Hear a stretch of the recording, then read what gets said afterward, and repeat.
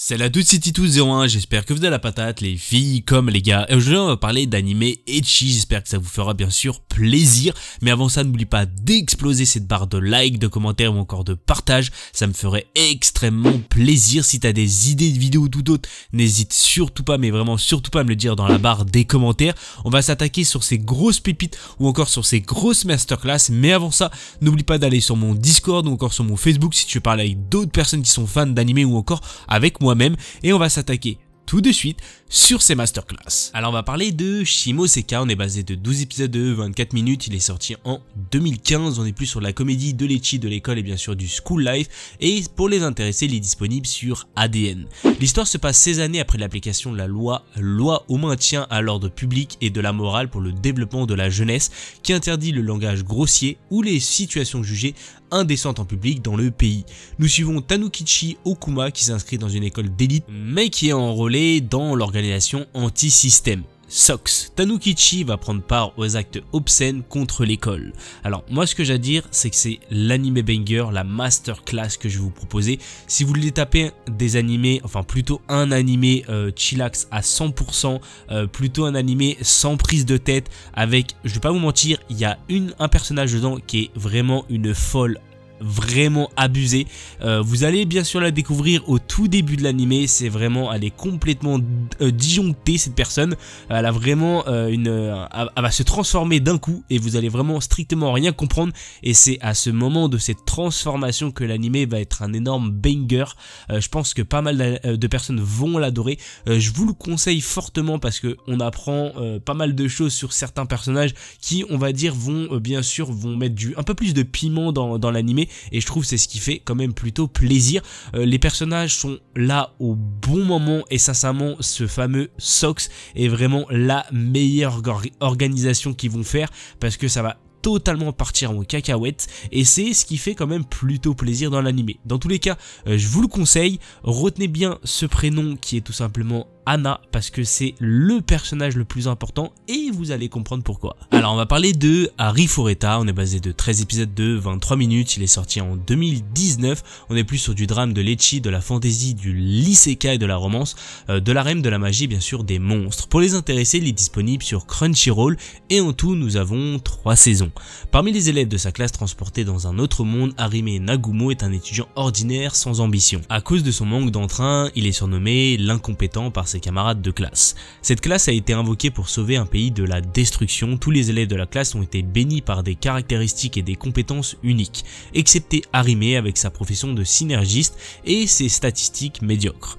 Pour mettre un mot sur cette profession de synergiste, il s'agit de la classe d'artisan. Un jour, alors qu'il explorait un donjon avec sa classe, il se fait trahir par l'un de ses camarades et tombe dans les profondeurs de l'abîme. Alors moi ce que j'ai à dire c'est que la saison 1 était quand même une réelle pépite de cet animé. Alors globalement, si vous n'êtes pas trop attiré pour tout ce qui est à base de 3D, je vous déconseille fortement cet animé parce qu'on va être sur pas mal de combats ou tout simplement d'animation sur de la 3D. Si vous n'êtes pas trop à l'aise avec ça, malheureusement je vous le déconseille. Mais globalement, si pourquoi pas, ça pourrait vous intéresser. Je pense que l'animé pourrait vraiment être une énorme masterclass, parce que pour ma part la saison 1 était une énorme masterclass et sincèrement ça a été un pur bonheur de le regarder.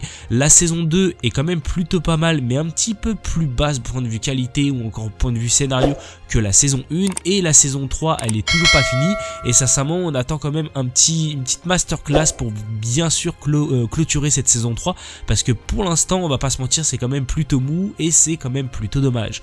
Globalement la saison 1 était vraiment pour montrer l'animé, l'univers de bien sûr Arifureta, et qui est quand même pour ma part une énorme masterclass, qui ont quand même essayé de promouvoir on va dire la 3D, parce que c'est vrai qu'il y a pas mal d'animés de 3D et on va pas se mentir que les animés de la 3D, c'est pas la régalade, tu vois, c'est pas vraiment les pépites des pépites.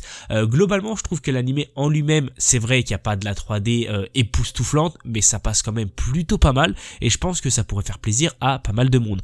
L'univers en lui-même est quand même incroyable et je pense que pas mal de personnes vont l'adorer, je vous le conseille fortement. C'est un animé vraiment sans prise de tête et je trouve que le personnage est extrêmement bien exploité, parce qu'on va avoir tout simplement un double personnage, c'est vraiment le jour et la nuit si vous préférez, et c'est vraiment la chose qui est quand même qui qui est vraiment l'élément déclencheur par rapport bien sûr à ses faux camarades de classe. Vous allez bien sûr le comprendre pourquoi. Dans tous les cas, il va avoir d'autres camarades de classe extrêmement importants qu'il va découvrir bien sûr dans l'anime, qui vont bien sûr l'aider à surmonter, on va dire, cette fameuse douleur on va dire, de trahison. Il va découvrir aussi d'autres personnages qui sont aussi tout aussi importants dans l'anime, qui pour ma part sont vraiment les plus importants pour tout simplement cette fameuse transformation. Alors bien sûr, je vous le conseille et c'est vraiment une énorme masterclass. Alors on va parler de cet animé qui est I'm Living with an Otaku NEET Kuneichi. On est basé sur un nombre d'épisodes de 24 sur à peu près 12 minutes. On est sur un animé qui vient de tout sortir récemment en 2025. On est plus sur la comédie, de l'ecchi, de la romance, du surnaturel, de l'otaku et bien sûr du quotidien. Alors pour les intéressés, il est disponible sur ADN. La Kunoichi de génie Shizuri signe un contrat de maître-serviteur avec le salarié ordinaire Tsukasa, à condition qu'elle reste avec lui pour le protéger des démons. Cependant, en civil, sa véritable identité est celle d'une NEET 100% pure otaku, et Tsukasa se retrouve à occuper le rôle d'homme au foyer. Alors moi, ce que j'ai à dire, c'est que c'est un animé sans prise de tête. On est sur un animé où il y a des choses mais complètement what the fuck, et ça vraiment on est sur un summum de what the fuck. Alors vraiment on est sur l'animé pur et dur où sincèrement la comédie est vraiment présente à gogo, et sincèrement je pense que vous allez passer un très bon moment. Alors le petit bémol c'est que c'est des animés, on va dire des épisodes plutôt de 12 minutes. Alors vous inquiétez pas, vous allez voir ça passe extrêmement vite, ce qui est quand même plutôt dommage, mais il y en a 24, alors on peut dire c'est à peu près 12 épisodes de à peu près 24 minutes, mais c'est quand même un animé à regarder. Je pense que pas mal de personnes vont l'adorer. Je pense que vous allez même l'adorer dans le cœur, où tout simplement il y a des scènes, tu te dis mais c'est pas possible, c'est impossible, et si, avec l'animé comme ça, si c'est totalement possible. On a des scènes complètement what the fuck, et je vous le dis à 100%, cet animé c'est sans prise de tête, c'est du chill à 100% et c'est de la comédie à 100% pure. Vous allez avoir certaines scènes qui sont quand même plutôt olé olé, vous allez bien sûr comprendre pourquoi. Alors malheureusement c'est la fin de cette vidéo, j'espère qu'elle vous aura fait plaisir. Si vous avez des idées de vidéos tout autres, n'hésitez surtout pas à me le dire dans la barre des commentaires. Je m'en excuse parce que peut-être il y en a qui sont non aperçus, je parle totalement du nez, c'est-à-dire je suis enrhumé comme un ouf. Alors je peux pas retirer cet effet de parler du nez, je suis totalement désolé par rapport à ça, mais peut-être il va y avoir certaines phases d'audio où vous allez tout simplement m'entendre en train de parler du nez, mais je l'ai nez totalement bouché à gogo et je peux malheureusement rien faire par rapport à ça. Bien sûr, n'oublie pas d'exploser cette barre de like, de commentaires ou encore de partage, ça me ferait extrêmement plaisir. Si tu as des idées de vidéos tout d'autres, n'hésite surtout pas à me le dire dans la barre des commentaires. N'hésite pas bien sûr à aller sur mon Discord ou encore sur mon Facebook, ça me ferait extrêmement plaisir. Je fais plein de bisous à tout le monde, c'était Titou, peace.